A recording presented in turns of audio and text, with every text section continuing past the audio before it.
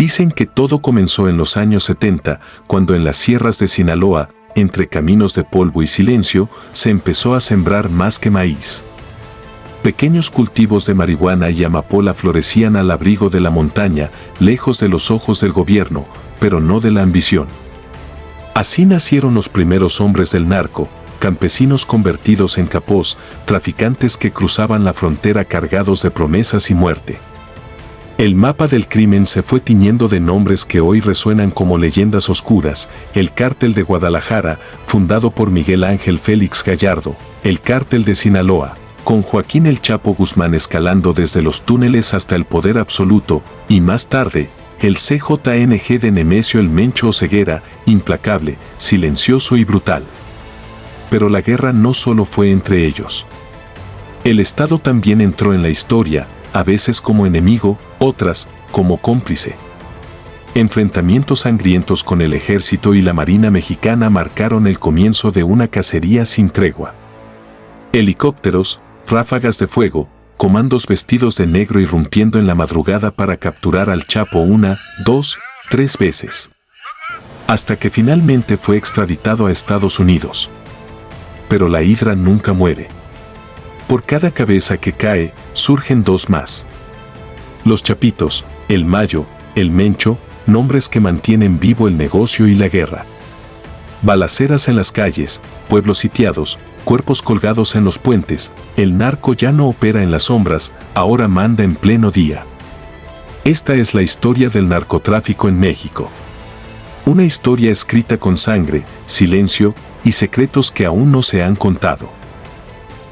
Todo imperio tiene un origen. Y el del narcotráfico mexicano empezó, no con armas, sino con semillas. Corría la década de 1970. En los rincones más olvidados de Sinaloa, Durango y Chihuahua, una zona que con el tiempo sería bautizada como el Triángulo Dorado, campesinos pobres comenzaron a cultivar marihuana y amapola. No lo hacían por ambición, sino por necesidad.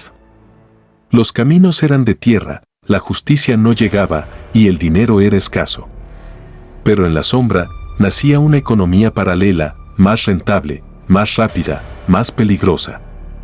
Los primeros grandes traficantes no eran pistoleros, eran comerciantes, sabían negociar, mover producto, cruzar fronteras. Así surgió el Cártel de Guadalajara, el primero en consolidar el narcotráfico como industria. Miguel Ángel Félix Gallardo, el jefe de jefes, fue su arquitecto. Un ex policía que tejió redes de corrupción en todo México y se alió con narcotraficantes colombianos para distribuir cocaína hacia Estados Unidos. Con él estaban Rafael Caro Quintero, el narco de narcos, y Ernesto Fonseca Carrillo, alias Don Neto. Juntos controlaban rutas, compraban voluntades y financiaban el crecimiento del narco como nunca antes. Pero el poder engendra violencia. Y todo cambió en 1985, cuando secuestraron, torturaron y asesinaron al agente de la DEA Enrique Kiki Camarena. Fue el error que los condenó. Estados Unidos exigió represalias y el gobierno mexicano tuvo que ceder. El Cártel de Guadalajara se fragmentó y con su caída nacieron nuevas bestias. Así fue como Sinaloa, Tijuana, Juárez y el Golfo comenzaron a escribir sus propios capítulos de terror. El narcotráfico ya no era un negocio, era una guerra. Con la guerra desatada y la presión de Estados Unidos creciendo, el gobierno mexicano convirtió a los capós del narco en trofeos de caza. Pero no era una cacería cualquiera, era una lucha entre sombras, inteligencia y traiciones. El primero en caer fue Benjamín Arellano Félix, capturado en 2002. Luego su hermano, Francisco Javier, cayó en 2006 y con ello se desplomó el imperio del Cártel de Tijuana. Pero las miradas pronto se dirigieron hacia un hombre pequeño, escurridizo, con fama de fantasma, Joaquín El Chapo Guzmán. Capturado por primera vez en 1993, El Chapo escapó de una prisión de máxima seguridad en 2001 dentro de un carrito de lavandería. Desde entonces, su leyenda creció. Mientras huía, expandía su poder. Drogas, túneles, submarinos. Su rostro aparecía en portadas, su figura en corridos. Fue recapturado en 2014, en Mazatlán, tras una operación quirúrgica.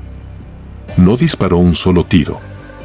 Pero apenas un año después, volvió a fugarse, esta vez, por un túnel de 1.5 kilómetros que conectaba su celda con una casa a las afueras del penal. Había cámaras, ventilación, una motocicleta sobre rieles. Fue un escape de película y una humillación para el Estado. En 2016, lo atraparon de nuevo. Esta vez en Los Mochis, Sinaloa, tras un tiroteo. Fue extraditado a Estados Unidos en 2017. Hoy cumple cadena perpetua en la prisión más segura del mundo. Pero su caída no frenó la violencia, solo liberó nuevas disputas por el trono. Rafael Caro Quintero, liberado por error en 2013, volvió a las sombras hasta que lo capturaron en 2022, escondido entre maleza en Sinaloa, con un perro y un fusil. La DEA llevaba casi una década siguiéndolo. También cayó Arturo Beltrán Leiva, el jefe de jefes, en 2009, abatido por marinos en Cuernavaca. Su muerte desató la furia de su cártel. Al día siguiente, asesinaron al jefe de inteligencia de la Marina y dejaron su cuerpo con una amenaza clavada en el pecho. México ha cambiado, pero el crimen permanece. En las sombras, los cárteles se han vuelto más sofisticados, más despiadados. Ya no son solo traficantes de droga. Ahora son redes de poder que controlan territorios, comunidades, gobiernos locales y hasta parte del aparato estatal.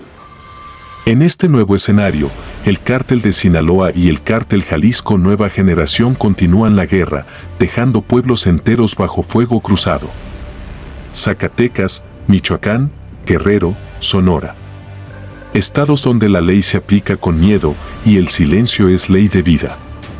Pero con la llegada del nuevo gobierno, ha surgido una promesa renovada de lucha frontal contra el crimen organizado. Y al frente de esa promesa, un nombre resuena con fuerza: Omar García Harfuch. Joven, preparado, con experiencia en inteligencia y combate directo. Harfuch sobrevivió a un atentado brutal en 2020, más de 400 balas fueron disparadas contra su convoy en plena Ciudad de México, y desde entonces se ha convertido en un símbolo de resistencia ante el narco. Hoy, como pieza clave del nuevo gabinete de seguridad, representa una estrategia más agresiva, más técnica, pero también más expuesta. Mientras tanto, Estados Unidos observa con atención e impaciencia. La presión desde Washington crece. Exigen resultados. Exigen frenar el flujo de fentanilo, que ya ha matado a miles en su país. Senadores y agencias como la DEA presionan con sanciones, advertencias e incluso propuestas de intervención militar directa contra los cárteles. México camina sobre una cuerda tensa. Entre la soberanía y la urgencia. Entre la política y la sangre. El narcotráfico no es un enemigo visible. Es un sistema con tentáculos en la economía, en la policía, en los juzgados y en el miedo colectivo. Hoy, la guerra continúa. Pero el campo de batalla ha cambiado. Y el futuro de México depende de si este nuevo gobierno podrá cortar la raíz del crimen o simplemente administrar la herida. Hoy, el narcotráfico en México ya no se oculta. Está en los noticieros, en las calles, en las redes sociales. Pero también está siendo perseguido como nunca antes. Con el cambio de gobierno y la llegada de Claudia Sheinbaum a la presidencia, una nueva estrategia se ha puesto en marcha. Bajo la dirección de Omar García Harfuch, el zar de la seguridad, México ha empezado a cerrar el cerco sobre los cárteles más peligrosos. Las operaciones en Jalisco, Michoacán y Veracruz han dejado cientos de detenidos y decomisos millonarios. Ranchos donde antes se torturaba y desaparecía, ahora son intervenidos por fuerzas especiales. La prioridad del gobierno está clara: ir tras el cártel Jalisco Nueva Generación y su líder, Nemesio Oseguera Cervantes, alias El Mencho, uno de los hombres más buscados del mundo. La DEA ofrece $15 millones por su cabeza. Estados Unidos presiona, exige resultados y México responde. En los últimos meses, se han extraditado a 29 capos, se han roto estructuras financieras y se han ejecutado operativos quirúrgicos en zonas que antes eran intocables. Ya no solo se combate al narco en los cerros, también en las oficinas, en las cuentas bancarias, en los pactos oscuros del poder. Sin embargo, la guerra no está ganada. Los cárteles siguen fragmentándose, mutando, infiltrando, resistiendo. Son organismos vivos que entienden el miedo y dominan el silencio. Pero algo ha cambiado. Por primera vez en mucho tiempo, el Estado parece decidido a no pactar. A levantar la piedra, aunque debajo haya víboras. Porque en esta historia, donde la realidad supera a la ficción, la única forma de vencer al monstruo es dejar de alimentarlo.